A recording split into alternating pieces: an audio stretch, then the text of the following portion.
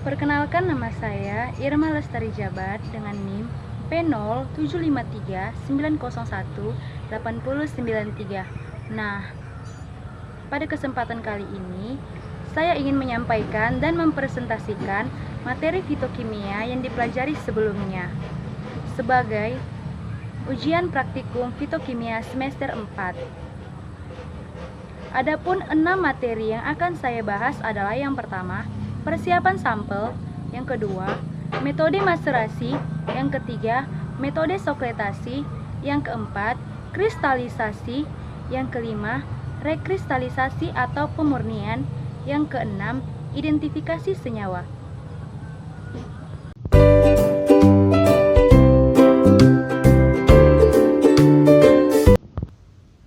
Nah, di sini saya akan menjelaskan materi yang pertama, yaitu pemilihan sampel. Pemilihan sampel itu meliputi simplisia. Nah, di sini saya akan menjelaskan apa itu simplisia. Simplisia adalah bahan alamiah yang digunakan sebagai obat yang belum mengalami pengolahan apapun juga, kecuali dinyatakan lain berupa bahan yang telah dikeringkan. Nah, simplisia itu ada jenisnya.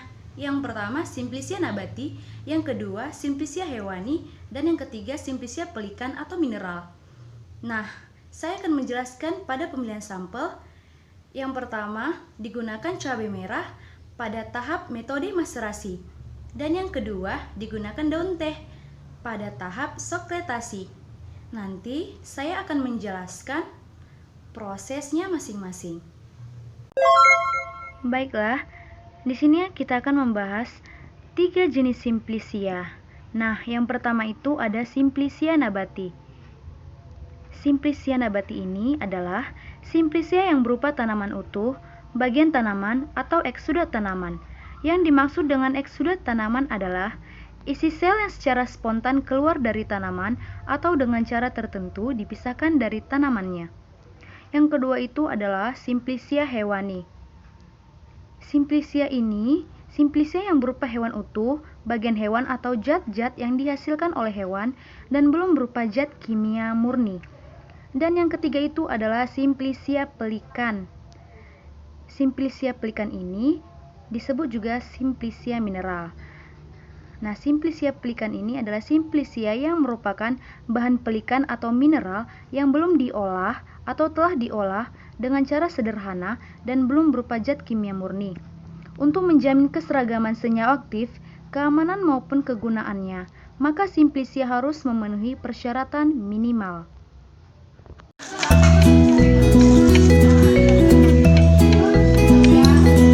Nah, jadi di video ini kita ambil topiknya yang namanya maserasi. Jadi, saya di sini akan menjelaskan apa itu maserasi. Nah, maserasi itu adalah proses perendaman simplisia dalam cairan penyari organik dengan menggunakan bahan pelarut organik dengan temperatur suhu ruangan. Nah, di sini kita ambil prinsip percobaannya, yaitu penyarian simplisia dengan cara merendam simplisia dalam cairan penyari. Nah, alat-alat apa aja yang digunakan? Alatnya itu yang pertama, beaker glass 500 ml, gelas ukur 250 ml, lumpang, telenang, pisau, kain penyaring, dan botol 300 ml. Nah, bahan kimia yang kita gunakan itu yang pertama, alkohol 90% atau spiritus encer sebagai larutan penyari. Yang kedua, aquades. Nah, simplisia yang kita gunakan yaitu simplisia capsicifructus yang segar. Nah, di sini kita masuk ke prosedur pembuatannya. Yang pertama, cabai merah dibersihkan, lalu dicuci, kemudian kelopak bijinya dibuang. Nah, setelah itu iris melintang secara tipis-tipis dengan ketebalan 0,3 cm. Setelah diiris itu lalu kita timbang dengan menggunakan alat timbangan 10 dan 20 gram, berarti 30 gram. Lalu kita masukkan ke dalam beaker glass, kita tambahkan cairan penyari sebanyak 70 bagian. Nah, setelah itu kita aduk-aduk, lalu kita tutup dengan karet dan plastik. Setelah itu kita diamkan selama 5 hari. Dan setiap harinya itu diaduk minimal 3 kali. Nah, kita tunggu setelah proses 5 hari berlangsung, kita serkai dan kita saring, lalu kita ambil filtranya, lalu ampasnya itu dibilas dengan spiritus encer yang kita sediakan tadi. Nah, setelah itu kita tunggu sampai batasnya 100 ml, lalu kita enap tuang selama 2 hari. Nah, kita tunggu lagi selama 2 hari proses enap tuang. Setelah itu kita masukkan ke dalam botol 300 ml yang kita sediakan tadi. Setelah itu beri etiket.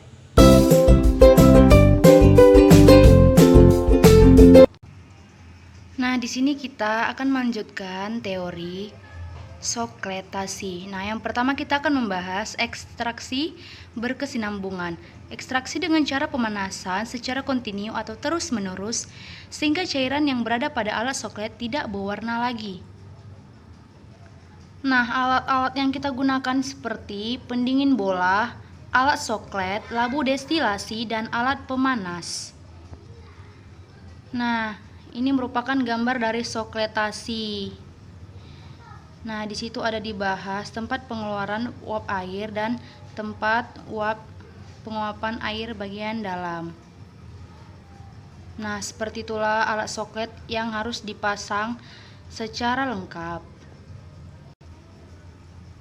Nah, di sini kita masuk ke cara kerja soklet. Yang pertama, bahan yang akan diekstraksi dibungkus dalam kantong ekstraksi atau kertas karbon dan sebagai berikut dan diletakkan pada alat soklet. Yang kedua, alat soklet ini terletak antara labu suling dan pendingin bola atau aliran balik dan dihubungkan melalui pipa pipet.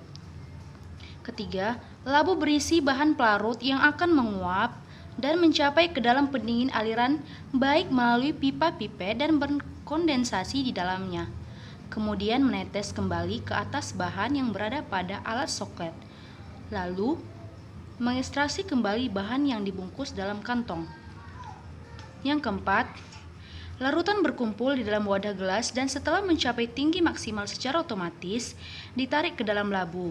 Dengan demikian zat yang terekstraksi tertimbun melalui penguapan yang kontinu. Nah, di sini kita masuk ke pembahasan keuntungan ekstraksi berkesinambungan. Yang pertama itu membutuhkan pelarut sangat sedikit. Yang kedua, zat aktif dapat tersaring sempurna. Ketiga, dapat digunakan dalam laboratorium penelitian. Nah, tadi kita sudah mempelajari keuntungannya, sekarang kerugiannya. Kerugian dari ekstraksi berkesinambungan yang pertama, membutuhkan waktu yang lama, membutuhkan banyak energi listrik dan gas, tidak dapat dilakukan terhadap simplicia yang peka terhadap panas. Nah, di sini pelarut yang digunakan adalah lebih berat dari air CCl4, CCl3, lebih ringan dari air atau ether.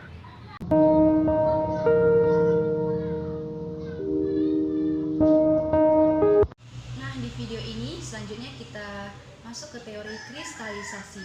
Jadi kita ambil teorinya sedikit. Kristalisasi itu merupakan teknik pemisahan senyawa kimia bahan padat ke cair, yaitu massa terdisper dan massa suatu bahan pelarut atau solut. Nah, jadi di sini tuh kita masuk ke metode kristalisasi. Jadi metode kristalisasi itu ada 4. Yang pertama itu pemanasan, pendinginan, pemanasan dan pendinginan. Yang keempat itu penambahan bahan lain, zat lain. Jadi di sini tuh kita ambil contoh kristalisasi dalam kehidupan sehari-hari. Yang pertama itu adalah proses pembuatan garam dapur dari air laut. Jadi contoh pembuatannya yang pertama itu, mula-mula air laut itu ditampung dalam suatu tambak yang besar. Setelah itu kita biarkan sinar matahari. Dengan sinar matahari itulah air laut tersebut diuapkan. Nah, setelah itu setelah mengalami proses penguapan, terjadilah garam-garam yang kasar, tapi masih tercampur dengan kotorannya. Setelah itu untuk mendapatkan garam yang bersih, kita melakukan yang namanya proses rekristalisasi, yang artinya pengkristalan kembali. Nah, garam yang kasar tadi itu dicuci dicuci dengan konsentrasi 30-40%. Nah, setelah itu lalu diuapkan kembali. Setelah diuapkan kembali itu garam tersebut siap disajikan. Nah, ada contoh lain kristalisasi itu yaitu yang pertama proses pembuatan gula ya dari air tebu. Nah, yang pertama itu adalah batang tebu itu dihancurkan. Nah, setelah itu diperas, lalu sarinya diambil. Setelah itu kita uapkan dengan pengampaan hampa udara. Berarti kita biarkan di luar udara.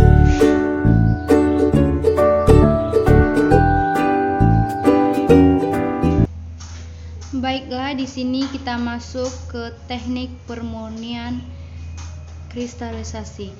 Yang pertama itu adalah senyawa bahan alam dari suatu tanaman yang berbentuk padat sering terkontaminasi oleh pengotor meski dalam jumlah kecil. Teknik umum yang sering digunakan untuk teknik pemurnian dari senyawa tersebut adalah rekristalisasi. Dan di sini saya akan menjelaskan apa itu rekristalisasi. Rekristalisasi adalah teknik pemurnian yang didasarkan pada perbedaan kelarutannya dalam keadaan panas atau dingin dalam suatu pelarut. Nah, adapun prinsip pembentukan rekristalisasi sebagai berikut. Yang pertama, pembentukan kristal kembali dilakukan dengan pendinginan larutan hingga tercapai keadaan di atas jenuh.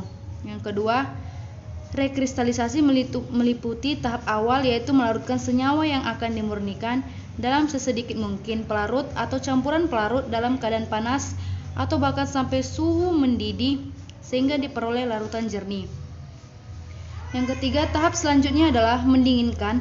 Larutan yang akan didapat menyebabkan terbentuknya kristal yang kemudian dipisahkan melalui penyaringan. Nah, selanjutnya ada pemurnian padatan dengan kristal didasarkan pada perbedaan dalam kelarutannya dalam pelarut tertentu atau dalam campuran pelarut. Nah, dalam bentuk sederhana, proses kristalisasi meliputi yang pertama, melarutkan zat tak murni dalam pelarut tertentu pada titik leleh. Yang kedua, menyaring larutan panas dari partikel bahan tak terlarut. Yang ketiga, menyaring larutan panas dari partikel bahan tak terlarut. Yang keempat, memisahkan kristal dari larutan supernatan. Dan hasil sesudah pengeringan ditentukan kemurniannya dengan penentuan titik leleh. Yang pertama itu ada metode spektroskopi, yang kedua ada kromatografi lapisan tipis atau KLT. Bila belum murni dilakukan rekristalisasi dengan pelarut segar. Nah, selanjutnya di sini kita akan membahas kriteria yang harus dipenuhi untuk dapat menjadi pelarut rekristalisasi. Nah, yang pertama itu ada pelarut tidak mengadakan reaksi kimia padatan yang akan dimurnikan melalui rekristalisasi.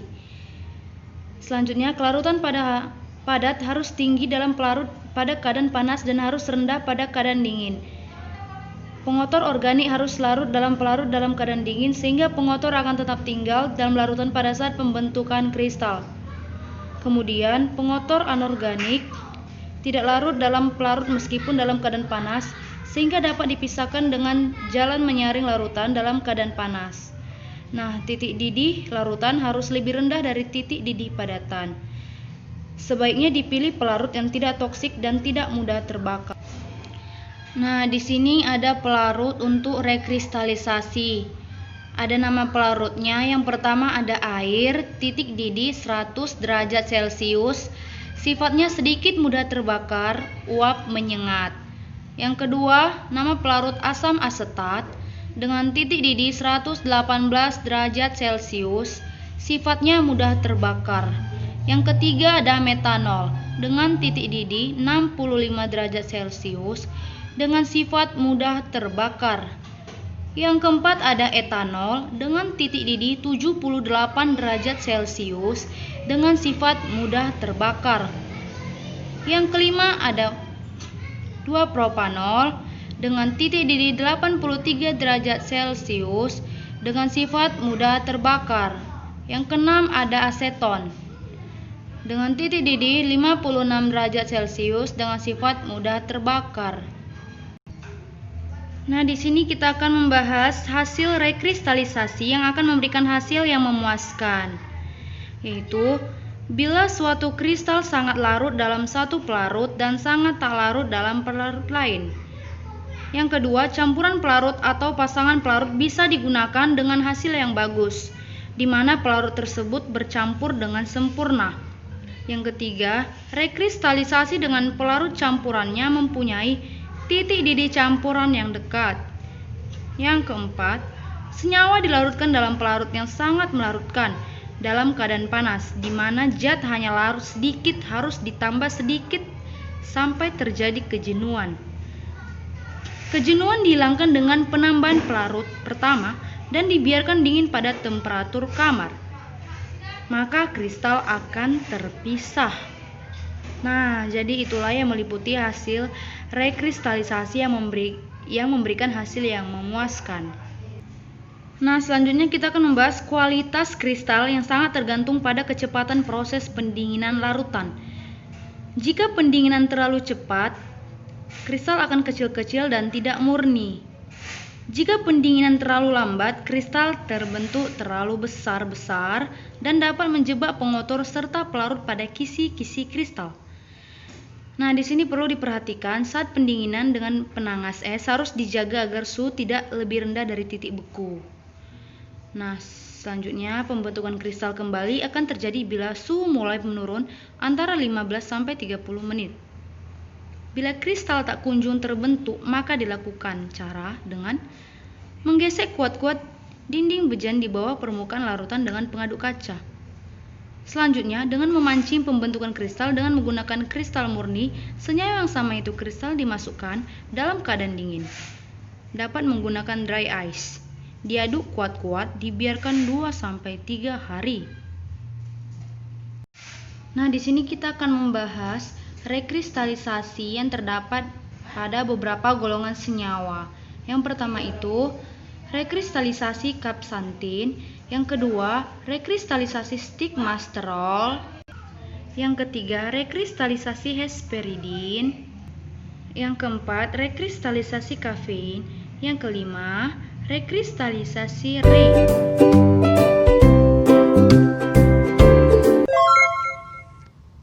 Nah, di sini kita masuk metode identifikasi senyawa. Yang pertama itu, tentukan golongannya, kemudian tentukan jenis golongan senyawa tersebut. Kesamaan senyawa tersebut diperiksa dengan cermat, yang artinya senyawa itu harus membentuk bercak tunggal dalam beberapa sistem KLT. Golongan senyawa dapat ditentukan dengan yang pertama, uji warna, penentuan kelarutan, bilangan RF, ciri spektrum UV, uji biokimia. Adanya glukosida dipastikan dengan hidrolisis menggunakan beta-glukosidase. Adanya glukosida minyak amandel hidrolisa dengan mirosinase. Nah, di sini kita memasuki identifikasi senyawa berdasarkan pengukuran sifatnya. Yang pertama itu adalah titik didih untuk cairan, titik leleh untuk senyawa padat, putaran optik untuk senyawa optik aktif, nilai RF. Nah, di sini tuh cuplikan harus asli, melakukan perbandingan tergantung pada senyawa yang telah ditelaah. Perbandingan kromatografi harus didasarkan kepada kromatografi senyawa dengan senyawa asli tanpa pemisahan, paling sedikit 4 sistem.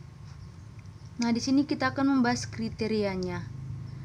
Waktu retensi pada KGC, KCKT, RF pada KLT, RF pada KKT, pergerakan nisbi pada elektroforesis pada KL. Untuk pembanding spektrum dilakukan 2 cara idealnya. Semua spektrum UV, IM, dan RMI min 1H harus dibandingkan. Contoh identifikasi senyawa pada metabolit sekunder analis hasil. Yang pertama adalah analis kualitatif, yang kedua analisis tumbuhan ditujukan pada isolasi, identifikasi senyawa sekunder. Banyak komponen yang mudah diisolasi, merupakan senyawa umum yang dijumpai dalam tumbuhan. Sukrosa mungkin mengkristal dan ekstrak air tumbuhan, sitosterol dan fraksi fitisterol. Demikianlah video yang dapat saya sampaikan. Jika ada kesalahan atau tutur kata bahasa dalam pengucapan saya mohon maaf. Terima kasih.